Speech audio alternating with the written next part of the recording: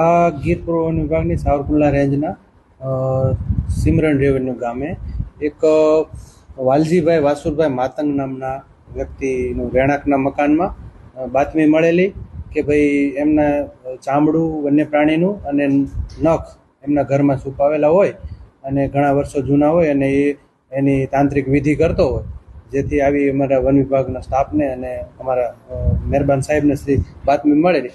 સાહેબના સૂચનાથી અમે લોકો એમના ઘરનું સરકારી પંચ રૂબરૂ સર્ચ કરેલું તો એક વન્ય પ્રાણી કાળિયારનું ચામડું અને એક વન્ય પ્રાણીના નખ બે મળેલા છે. ક્યાં વન્ય પ્રાણીના નખ છે?